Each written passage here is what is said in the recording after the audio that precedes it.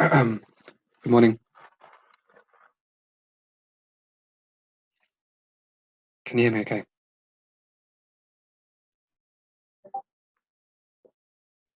Great. Um, Small group today, but I hope you're all well.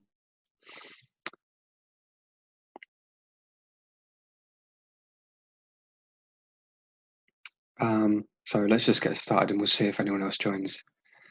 Um,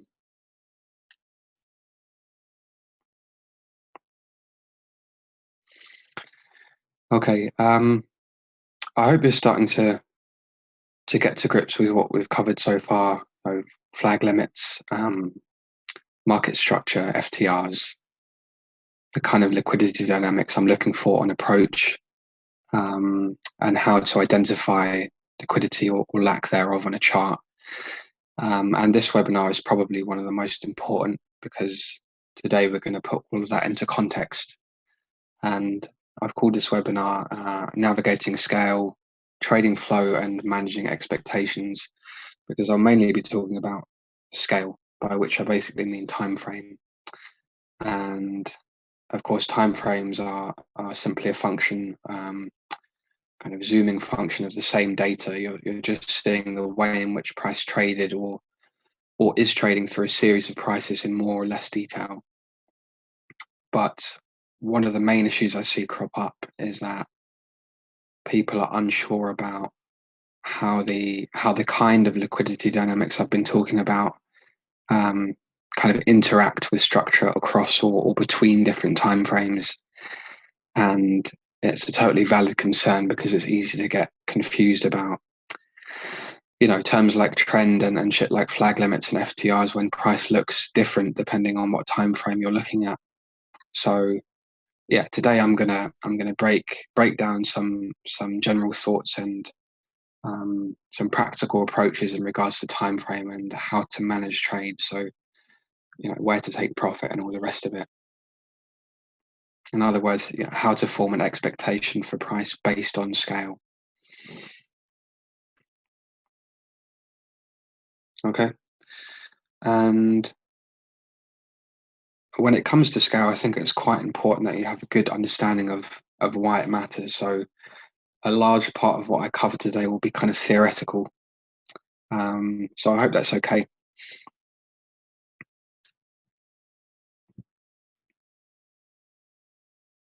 But just let me know if it gets too dry. Anyway, the first point I want to make is that price is fractal. You probably noticed by now that much like this is a Romanesco cauliflower, price appears similar at all levels of magnification, such that if I showed you a chart kind of devoid of context, you probably wouldn't be able to tell me what time frame I was showing you. So the same dynamics which are occurring on the 1 hour chart are also playing out on every other time frame, right down to a tick chart. So there are structures within structures, and the same kind of patterns repeat over and over on all time frames. And in this sense, price is self-similar, which means it just means that a price swing on the lower time frames will often have the same or similar shape or kind of characteristics as price viewed on a higher time frame. And yeah, this self-similarity appears on all scales. So a swing which appears over a long period of time, let's say the daily, is of course made up of hundreds of smaller swings which might appear on the 15-minute chart. Let's say each of which is made up of swings only visible on the 1-minute chart. But if you examine these swings, no matter how small, even on the tick chart, you'll always see the same type of structures, and each one of those structures is a kind of facsimile of the whole.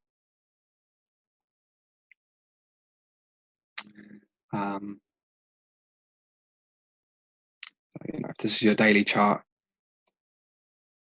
each of these swings is going to look very similar on the lower time frames, and within that lower time frame, each of these swings will or have the same kind of characteristics as both this swing here and this swing here.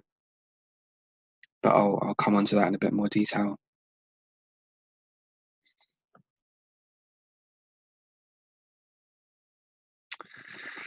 I think I might have showed you this gold chart before, but it's a really nice example. This is an M5 chart, and you can quite clearly see the flag limit up here. Okay.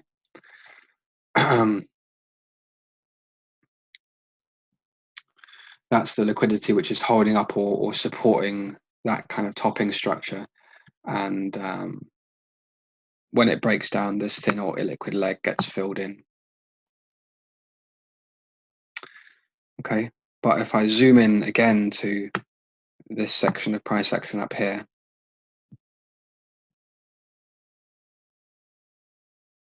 on the 1 minute, you'll see that the same structure appears again up here.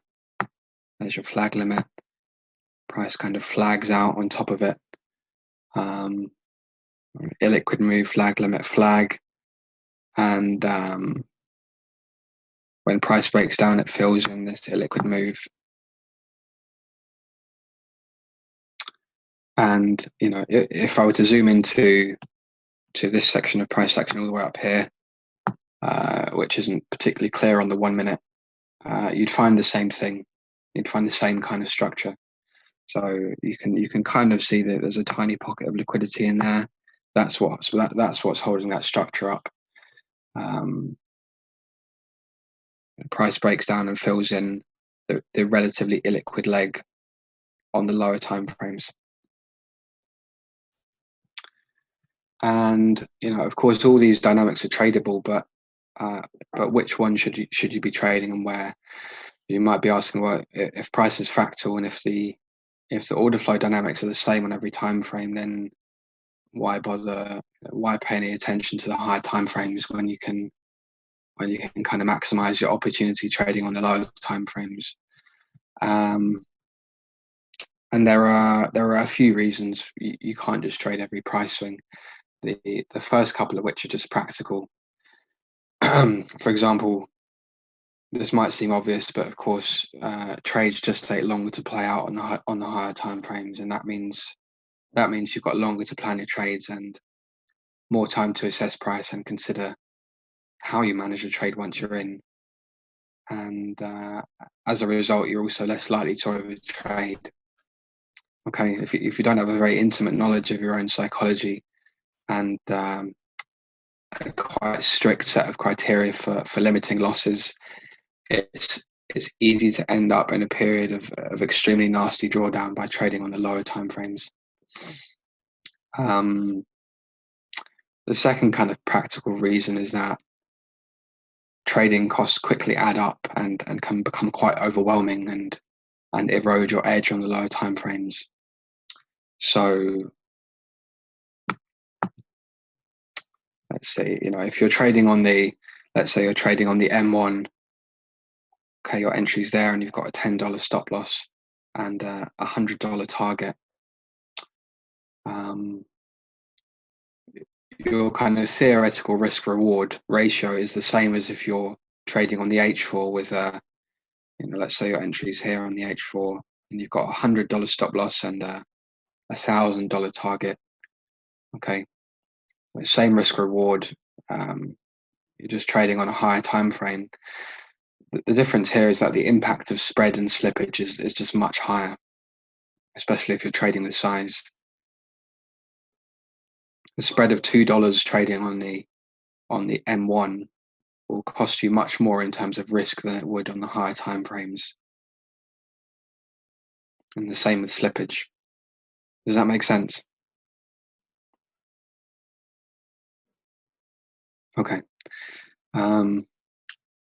And you know, those practical aspects of executing trades can really kill your edge on the lower time frame. So that's just something to keep track of.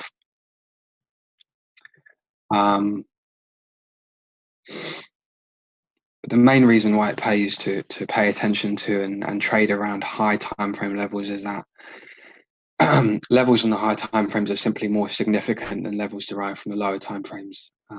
You have to be starting your analysis on the higher time frames and then working your way down, because context really is everything, and I'll explain why in a minute.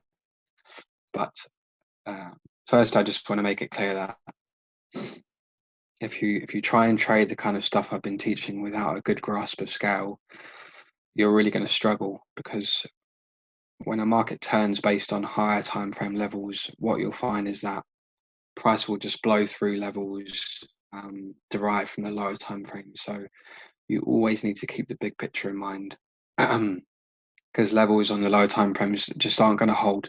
They're not going to work like you want or expect them to when you're trading against the high time frame flows. And the last thing you want to be doing as a trader is getting in the way of those big levels. So start from the top down. Make sure that you're not starting your analysis on the time frame on which you're executing or placing your trades, because it creates a very very narrow and kind of one-dimensional view of the market, and that's no doubt going to leave you feeling extremely frustrated.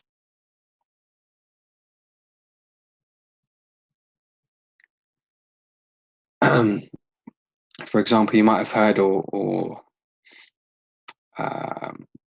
see people giving advice like trade the trend or the trend is your friend. But one of the issues with cliches like this is, of course, that price only quote unquote trends on a relative scale. So we take this this is a weekly chart, USD Canadian dollar, and long term it's quite clearly kind of trending up. Price is moving from the bottom left of the screen to the top right of the screen, but within that, this here looks kind of like a shallow downtrend, and within that you've got this here, which is an uptrend, right? Higher highs, higher lows. You could even mark it out with a trend line. But if I zoom in on this section here on the daily, you can see that even within that quote unquote uptrend, there are large periods of time where price appears to be trending down. So if, for example, lower lows and lower highs. So where the fuck is the trend? And if I zoom in even further on this section of price action here, on the H4, it gets even more confusing. You've got what appears to be multiple trends even in this small section of price action, including periods where price is just in a kind of price is just in a range. Okay, which themselves are, of course, just series of trends on even lower time frames. So which trend are you trading? Before you take a trade, you have to be aware of the scale in which you're working, because I think that's what should define your expectations for price. It should determine what trade you take or don't take, but also where you take profit and how you manage the trade. Okay, I hope I haven't confused you too much there, but by the end of the webinar, you should have a good idea of what I'm talking about here.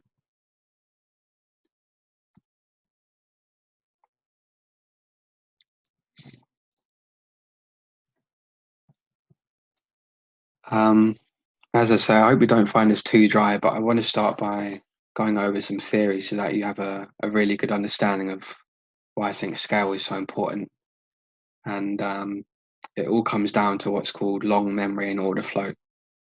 by which I mean flow. So buy orders following buy orders and sell orders following sell orders. And there are two main schools of thought on why the markets demonstrate long memory and order flow. And the first is that traders display what's called herding behavior. Some sheep here. Either because they all respond similarly to common information, which is a process which happens over a period of time, usually either because different trades have different response times or because information is distributed asymmetrically. So not everyone gets information at the same time. All traders observe the behavior of other traders and change or adapt their strategy accordingly. So in this sense, they're responding to private information, so information that others have indirectly. The idea here being that information is conveyed in price action. Okay, so basically traders monitor each other's actions through technical analysis of volume and price action and update their strategies to imitate those of others, effectively buying when others buy and selling when others sell.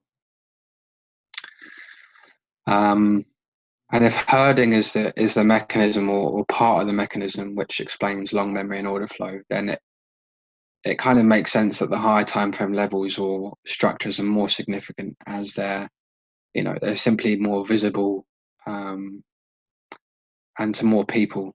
A daily level is clearly more apparent than one derived from the M1 chart. So the idea is that more people are reacting or trading in response to that level.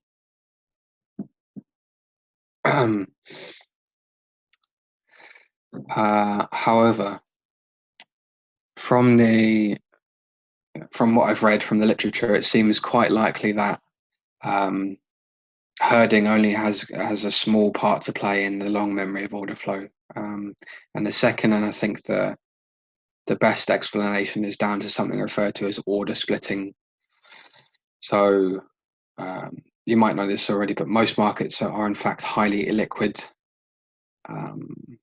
Even FX, especially these altcoins some of you trade. So if an institution or very large trader has a big order to fill, they're basically forced to split their order up into smaller chunks. Okay, so I couldn't just market buy, let's say, $100 million worth of Bitcoin all at once on BitMEX without getting a really shitty entry, as a result of the fact that an order that size would have a significant impact on price. I'd get slipped. And I can't stick a limit order in the book either, because that would reveal valuable information, which is the presence of demand. So the assumption here is also that larger traders are on average more quote unquote informed, and so my order would probably get front run, again pushing price up and resulting in an incomplete fill. And of course that's not what you want. So large traders and institutions have to filter money in and out of the market in small chunks, kind of spreading the execution of their orders out over long periods of time. And by the way, if you want to read up on this, then take a look at this paper, How Markets Slowly Digest Changes in Supply and Demand. And you can find that on my website, and it's quite comprehensive and makes for a really good introduction on this stuff. But the point is that large trades have to be split up or fragmented. So a large or informed trader needs time to build a position. They have to scale in and out, and so they trade incrementally. Does that make sense?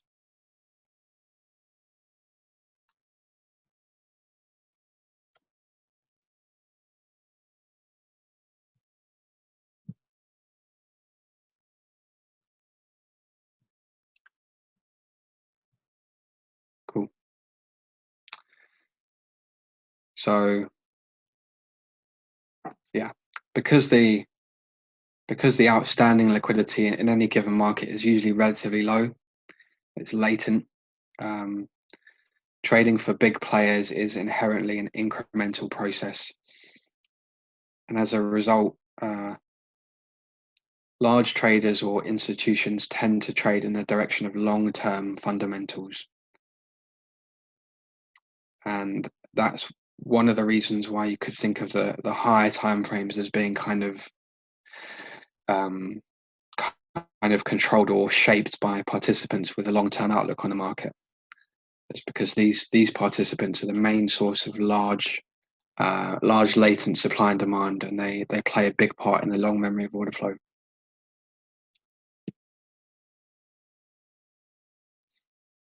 Okay, that's enough. That's enough theory. So, for example, in a range like this one here or this one here,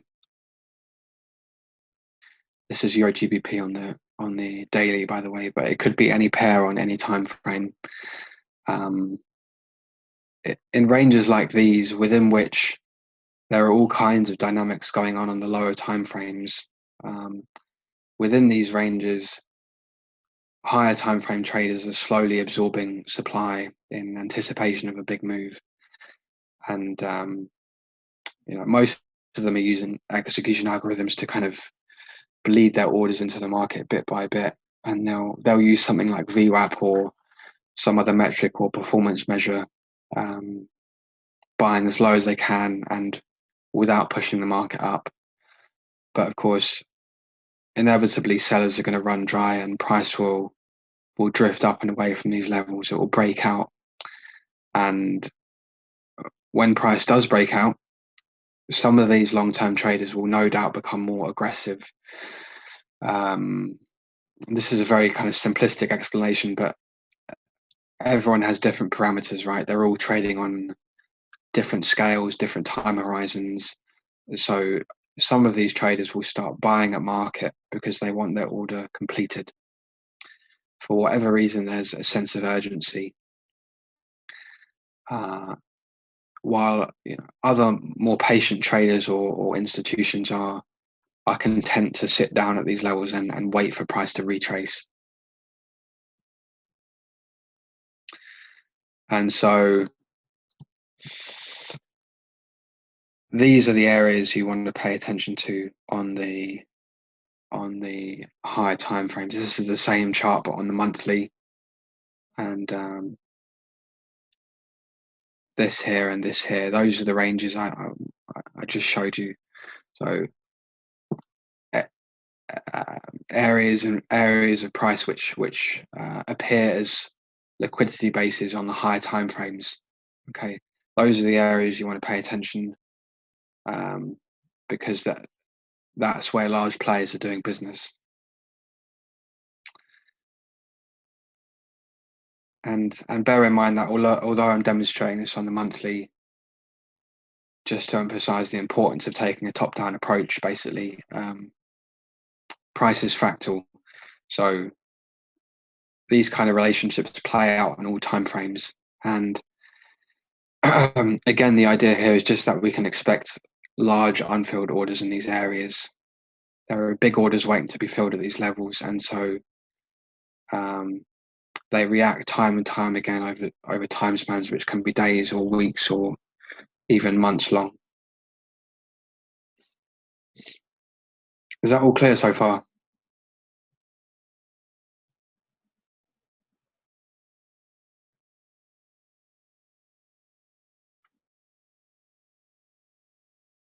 Okay, good stuff.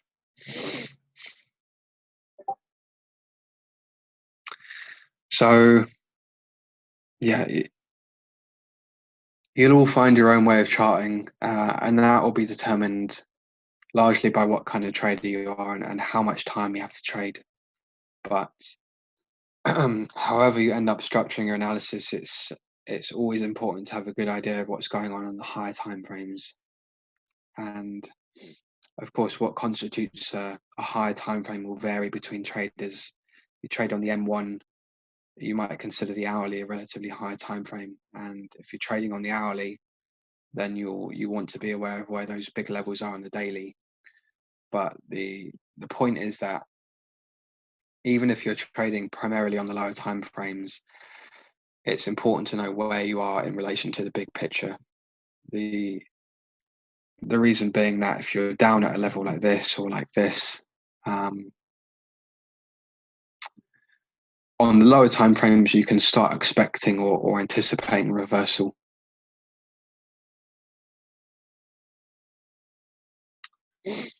As I say, I'm not usually trading off a monthly chart, but I'll just use this to demonstrate because it's quite a nice example of how you might want to structure your analysis.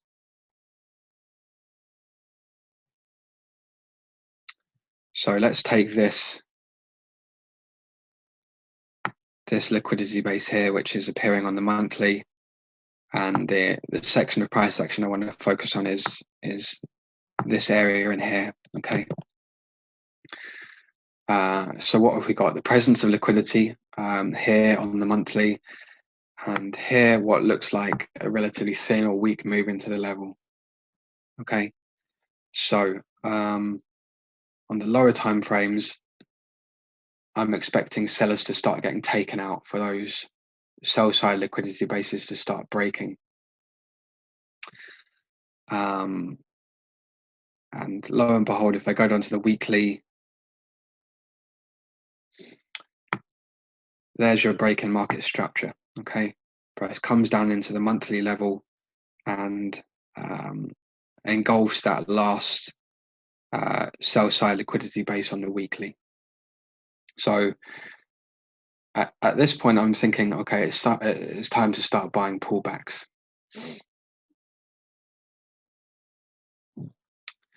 But remember that once price has broken structure, you're not buying a pullback into the nearest hourly level.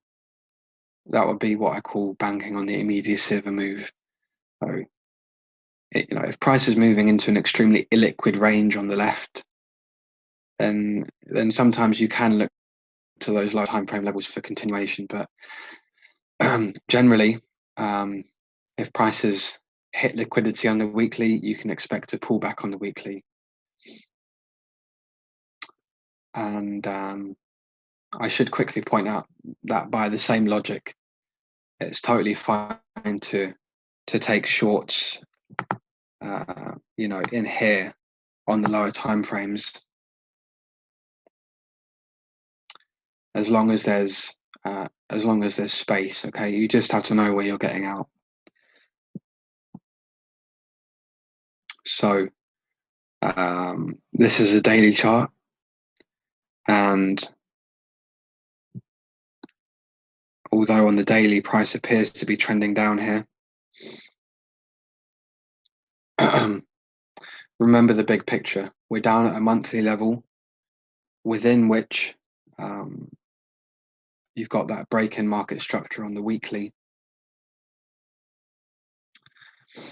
and price is now pulling back into this fresh or untested liquidity down at the bottom there. So I'm expecting this low to hold. Okay.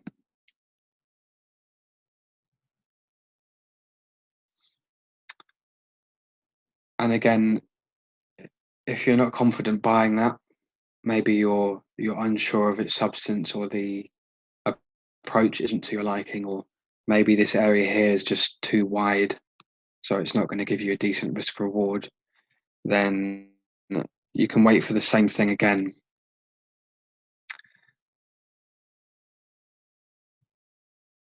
There's your break-in market structure on the daily. Price pulls back into this level down here. Fresh or untested liquidity on the buy side. And again, I like the approach here. You can see how thin this is. But if you're uncomfortable buying there for whatever reason, then you can zoom in again. and wait for the same dynamic to play out on the hourly. So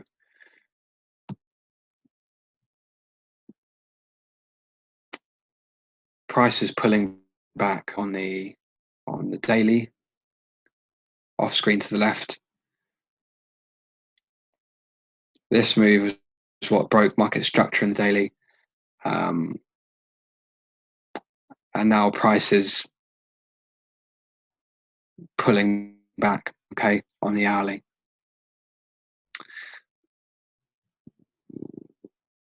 Where's the liquidity which you want to see broken? This here.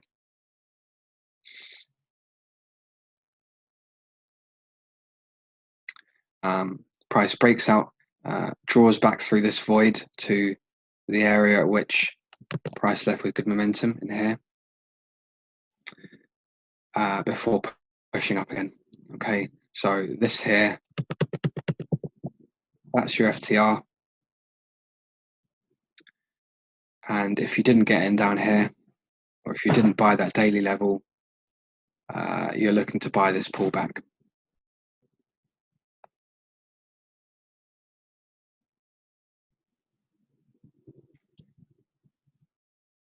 So I'm identifying the presence of liquidity on the higher time frames, and then I'm zooming in on the lower time frames to confirm my expectations. To confirm my expectation that yes, buyers are strong here and sellers are weak or exhausted, and that yes, price is likely going to start turning.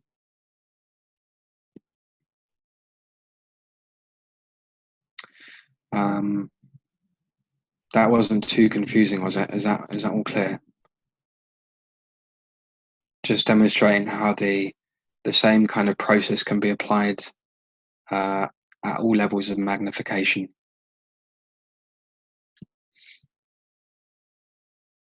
Okay. That being said, although I'm zooming in to refine my entry here, my expectation for price and the way in which I manage the trade is still very much based on the higher time frames. So I'll just demonstrate if, let's see.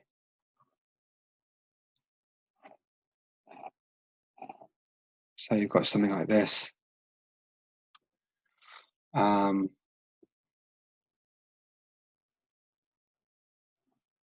Okay. So if prices engulf the nearest buy side liquidity on, let's say, the daily, and you can see that price has room to run here on the left.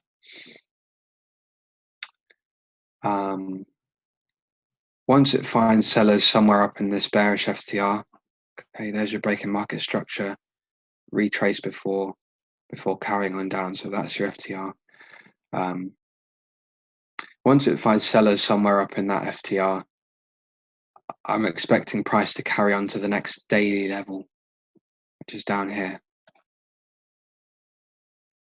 So although when price is up here, I may be down on the hourly, A, to look for that confirmation, and B, to refine my entry, I'm not managing my trade on the hourly because my expectation is that price is going to start kind of reaching for that daily level.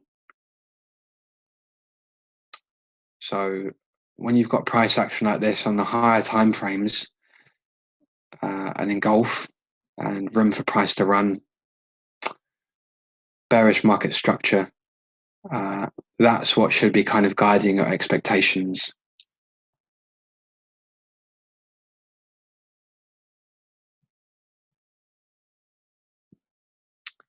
Sorry about the state of my drawing. So for example, this is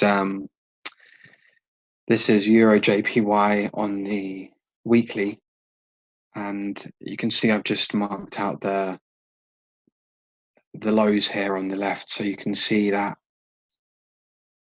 when price is trending down like it is here, we expect those pockets of liquidity which get left behind as price moved up to get broken. and also so that you can see that it's generally a good idea to think of engulfing price action on whatever time frame as a sign that price wants to move to the next area of liquidity on on this scale.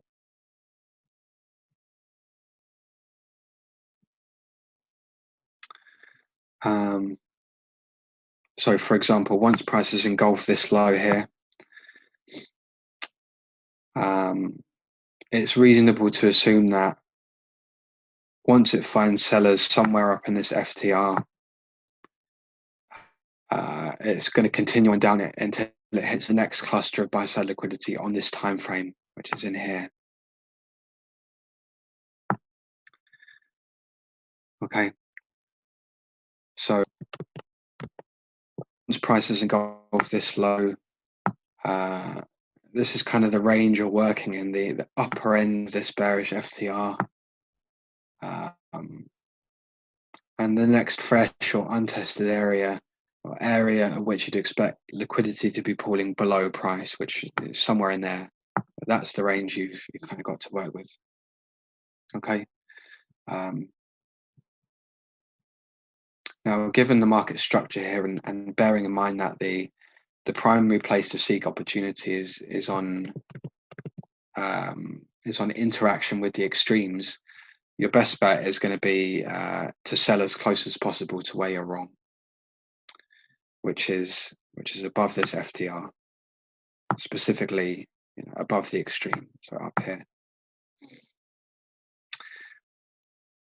And as I say, that's your target.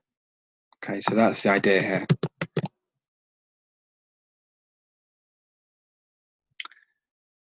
So as always, I'm zooming in here to refine the level. This is the daily chart, and you can see that this up in here is quite well defined and quite clearly fresh or untested. So I'd have that marked out. If I wanted confirmation before selling this, again, I'm going down to something like the hourly and watching for that break in market structure. So here's the hourly. And, you can see that this market gives you multiple opportunities to get in short.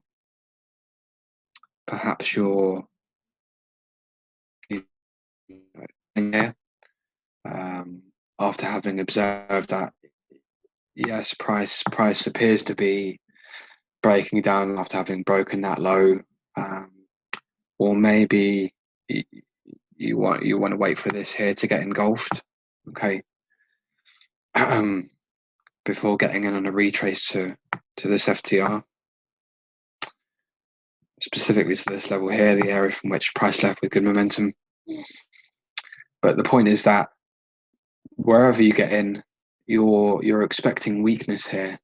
You should expect price to keep breaking down through these hourly levels, because although we're down on this time frame for the for the purposes of A, confirmation, and B, getting in short with a relatively tight stop, you've got to remember that we've just hit that weekly level, and as a result, it's quite likely that buyers have dried up here and or sellers are strong.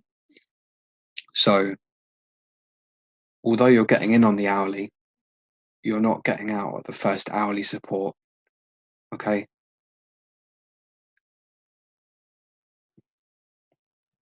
Because although there's still liquidity in here and in there and in here, our expectation is that these levels will continue to fail, that price will keep breaking these support levels as it reaches for some significant buy side liquidity on the higher time frames.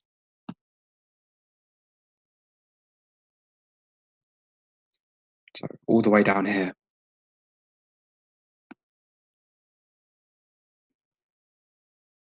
Is that clear?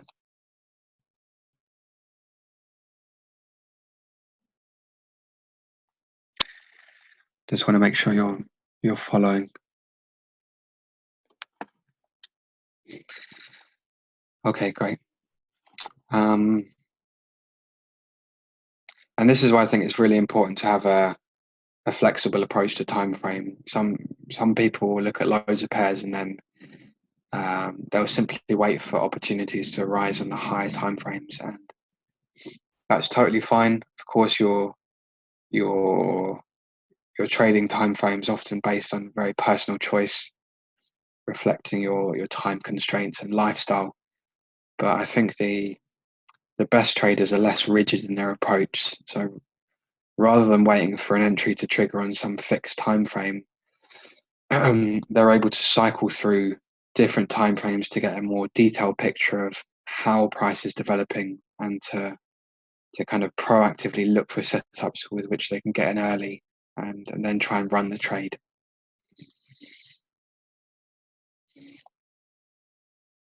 So it's a bit morbid here, but there's quite a nice analogy. Over the summer, I went to visit my partner's parents in Marval, which is in the east of Portugal, just over the Spanish border, where they have a real problem with wildfires at the moment.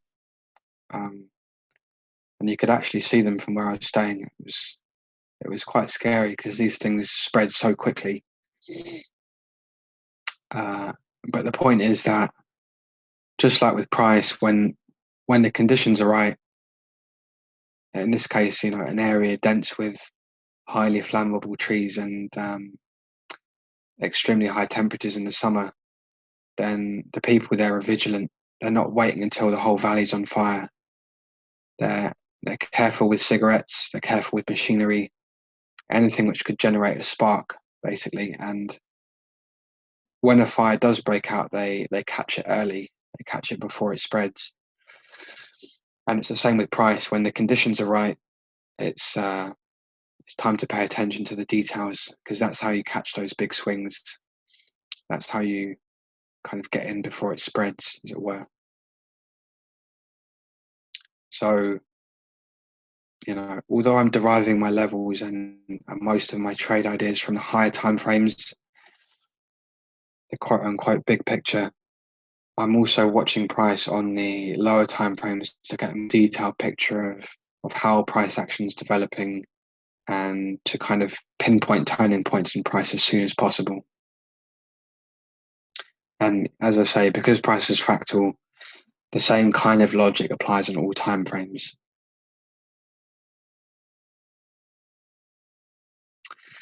For example, this is Bitcoin on the 8 hour, I think. And although you can't see it on this chart, there's a big weekly level off to the left here. So again, what I'm doing is just kind of keeping track of these liquidity bases on the left as price moves up. Okay. So just keeping track of that. And having noted that the market's now running really thin into a weekly level, one of the things I'm watching for is for these areas of consolidation to start breaking. So what have we got? Here, price fully consumes this level here. Okay, see how it pushes all the way to the extreme. It retraces and then it breaks down through it on the next push. Fully consumes that liquidity in there, and then starts pulling back. Okay, and it's this pullback. It's that pullback which you want to be selling. Okay, this price has broken market structure. It's consumed the liquidity down in here. And so on this time frame, there's room to short this down to the next area of fresh or untested liquidity, which is somewhere down in here. Okay.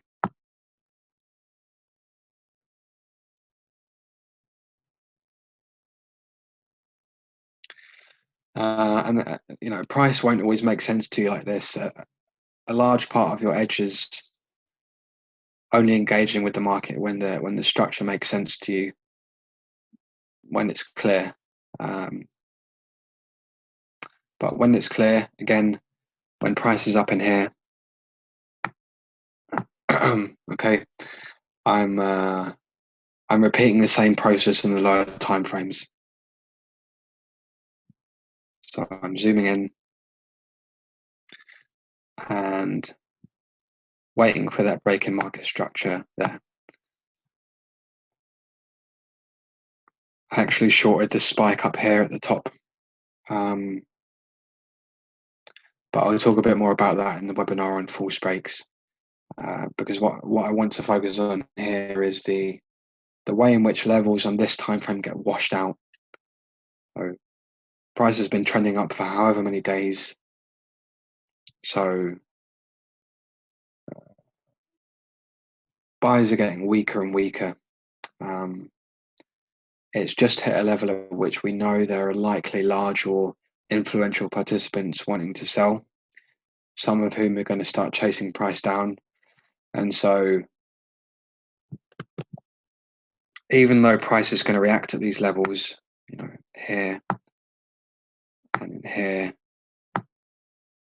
and in here,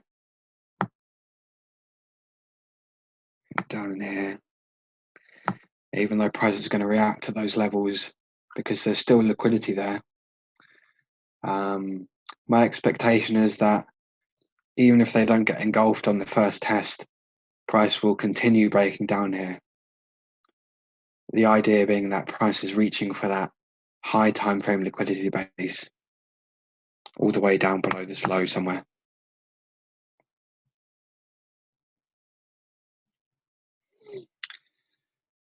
And that's why you want to be kind of in sync with the flow here, because although you'll get a response at those hourly levels, there's clearly more value in shorts here, right?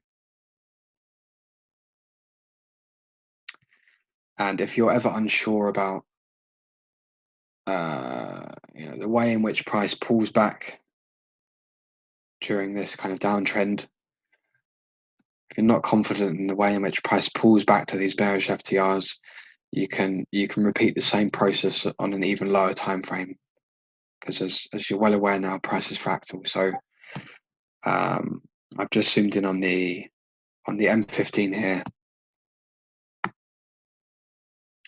just to demonstrate the same dynamic, basically, that as price runs up here, buyers start getting weak, and then when price hits this liquidity here,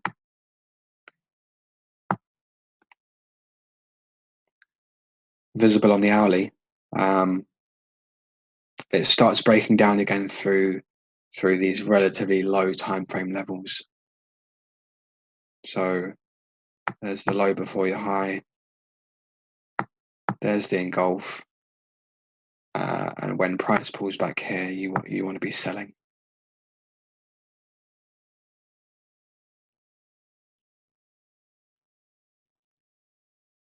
Any questions?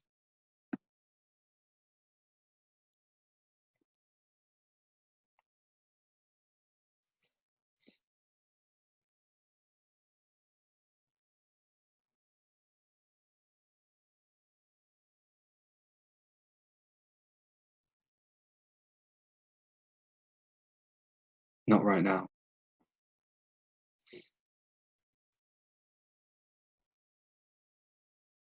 Okay. Yeah, that's all for today. Unless you've got any questions, I'm sure some will kind of crop up over the week. But I hope that's given you a good idea of how how the kind of liquidity dynamics I've been talking about interact with structure across or between different time frames, as well as some kind of practical ways to structure analysis and manage expectations. But next week I'll be doing another Q&A, I think on Friday, so that we can kind of consolidate everything we've covered so far, and then the week after that we'll get into some more volume related stuff. Okay. Um, but yeah, in the meantime, it would be great if you could send me your charts, questions, ideas, anything you're unsure about or want my opinion on, especially as it relates to scale and the stuff I've covered today. Um, and then we'll have lots to talk about on Friday. Is that okay with you?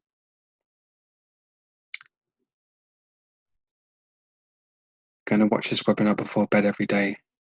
Yeah, it's a good idea. Good bedtime viewing. Send you to sleep.